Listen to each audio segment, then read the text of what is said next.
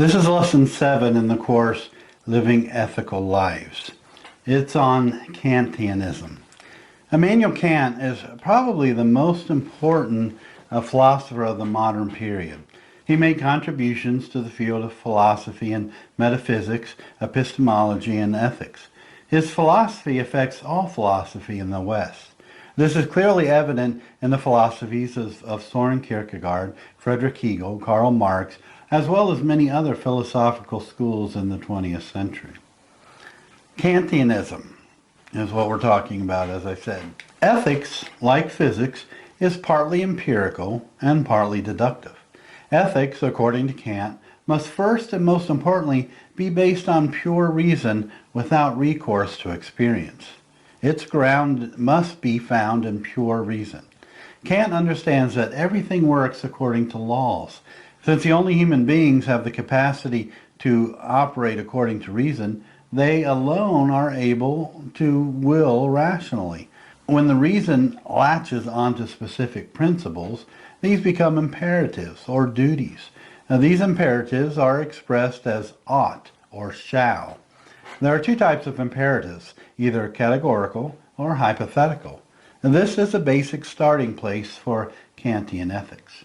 A primary source for this ethical theory is the Critique of Practical Reason, written in 1788.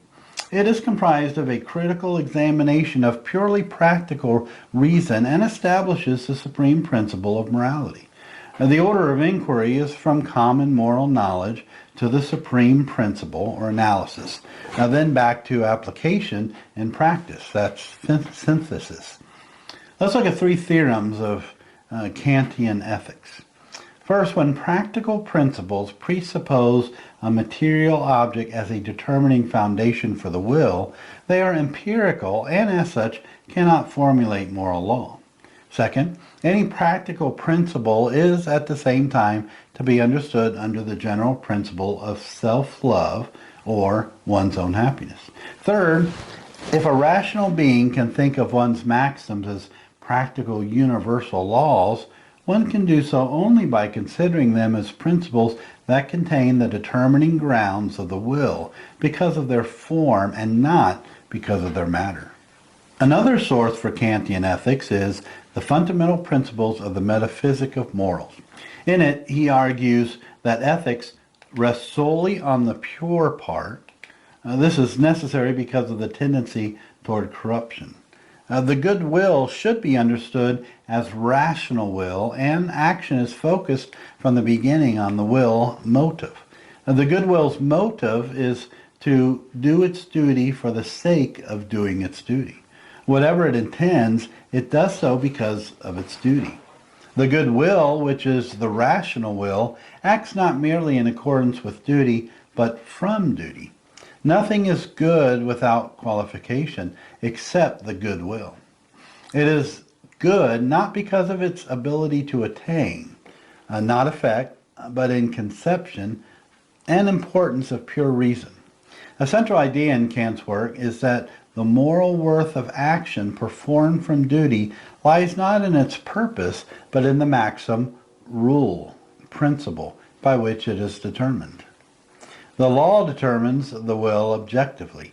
Subjectively, I am determined by respect for the law.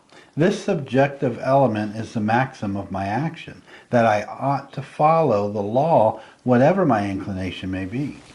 The good will wills as obedient to the moral law. This leads to the conception of duty. Duty consists in observing the categorical imperative. The categorical imperative expresses the form of moral law. All moral principles must partake in universality. He admits that some actions are such that their maxims cannot, without contradiction, be even conceived as a universal law. The categorical means no ifs are relevant to moral reasoning. Kant is not interested in inclination because it is a useless guide. Let's look at 3 forms of the categorical imperative. First form, act only according to that maxim by which you can at the same time will that it should become universal law. Second form, Act so that you treat humanity, whether in your own person or that of another, always as an end and never as a means only. Third form, act always as if you were legislating for a universal realm of ends. Let's consider the hypothetical and categorical imperatives. Hypothetical imperatives are expressed as practically necessary for possible action as contributing to something else. This type of imperative envisions an end. It is an object of practical reason. Categorical imperatives are expressed as necessary without reference to an end. It is an object of pure reason. Kant values freedom because it is necessary to make judgments both moral and otherwise meaningful. Kant finds in freedom the condition of the possibility of a categorical imperative. Freedom cannot be proven. The conditions of the possibility of a categorical imperative are to be found in the idea of freedom. The idea of freedom is practically necessary. The practical necessity of freedom involves regarding ourself as a part of the world of sense, that is natural law or causality, but also the intelligible world or reason. Let's consider things that commend Kantianism. Kantianism resists being controlled by the situation. Ethics can too easily become reactionary. When ethics become reactionary, the particular situation controls moral reflection. This leads to a situation where the facts of the case can eclipse the principles at stake in the situation. When ethics become reactionary, they allow appropriate compassion to become a lazy and purely emotional sympathy. An example of this would be the process of raising children. While the tears of a child who has been disciplined are painful, this cannot be a sufficient reason for not disciplining a child. Discipline should arise from principles and not from a fear of the situation. Kantianism does not attempt to offer support to cultural mores. Culture is in many ways the form of normal life. Styles of dress, music, movies, literature, television, and so on are effects of culture. All people learn to think in a certain environment and in uncritical ways reflect the specific cultural prejudices of their culture. This can become a barrier to morality.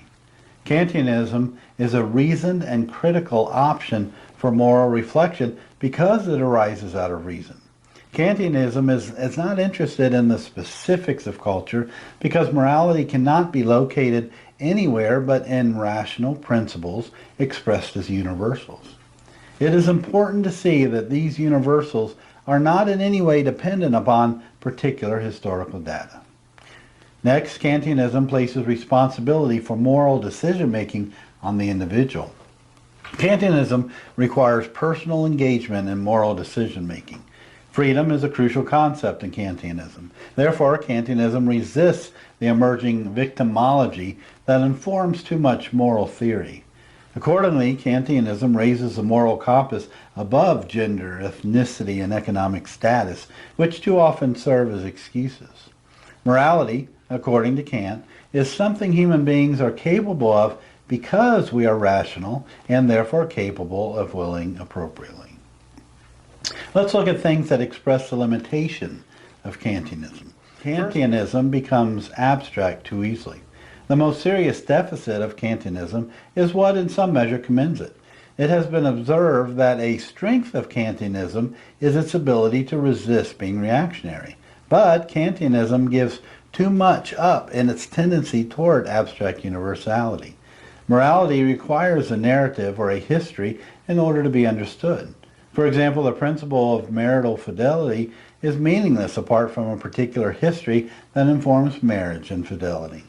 People are not faithful to marriage because they are informed by a universal principle.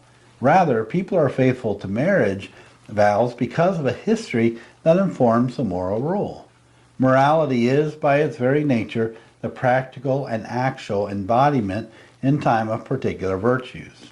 Kantianism clouds this picture by wrapping everything in abstract categories. Next, Kantianism depends upon reason only. This particular criticism has already been explored in previous lessons. The point to be understood here concerns the idea that reason is most useful as a vehicle of the will to embody virtue. No one can credibly argue that morality can survive apart from the engaged intellect. In fact, morality is a type of rationality, but this fact should not eclipse the importance of history, narrative, and even personal experience. In other words, morality always involves resources beyond reason, even if it includes reason. The near sole dependence upon reason is a limitation of Kantianism. Next, still thinking of limitations of Kantianism, Kantianism is closed to new insight. One particular comment made by Kant regarding his discovery of the philosophy of David Hume is revealing. He said, "The writing of Hume awakened me from my dogmatic slumber." While this is often used to show that Kant appreciated some aspects of empiricism, there is another point that usually goes unnoticed. Rationalism is dogmatic by nature. This point is underscored by William James, an important American philosopher. In his famous essay titled Two Types of Philosophy, he compares empiricism and rationalism in this essay, and one comparison suggests rationalism is more likely to be dogmatic than empiricism. This is not the place for a sustained analysis of either James's essay or empiricism versus rationalism. But moral reflection is dependent upon its capacity to learn. That is, never to be finally done. In fact, morality must remain active in the attempt to embody virtue. Therefore, moral reflection is dependent upon new insight in order to proceed. Kantianism needs to be finished, and this might contribute to a moral absolutism that finally refutes the attainment of a living faith or virtue.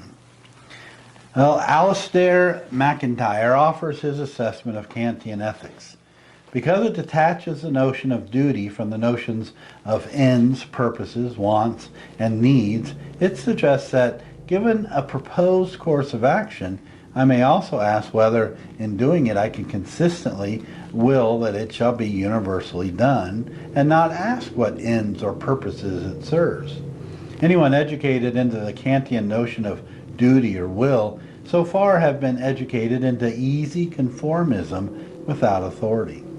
MacIntyre adds, but the consequences of this doctrine, in German history at least, suggests that the attempt to find a moral standpoint completely independent of the social order may be a quest for an illusion, a quest that renders one a mere conformist servant of the social order much more than does the morality of those who recognize the impossibility of a code which does not, to some extent at least, express the wants and needs of men in particular social circumstances.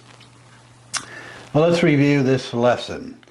So far we have attempted to define the principles of Kantianism: pure reason, practical reason, duty, goodwill, and categorical imperative.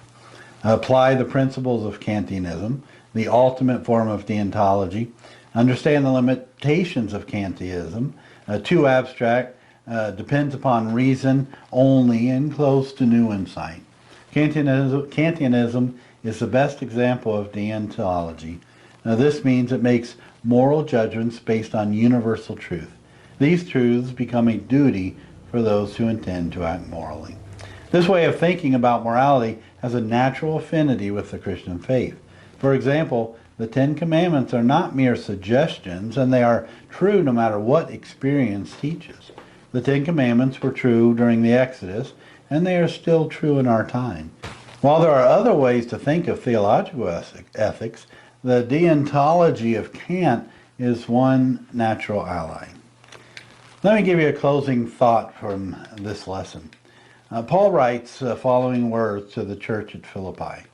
Finally, beloved, whatever is true, whatever is honorable, whatever is just, whatever is pure, whatever is pleasing, whatever is commendable, if there is any excellence, and if there is anything worthy of praise, think about these things. Keep on doing the things that you have learned and received and heard and seen in me, and the God of peace will be with you. These verses illustrate the manner in which a Christian ethic depends upon the capacity of the true, honorable, just, pure, pleasing, commendable, and excellent to engender the kind of life capable of embodying godliness. Deontology helps one to recognize the relationship between what the mind is fed and what the person does. Paul sees this truth, and it is one we should think about seriously.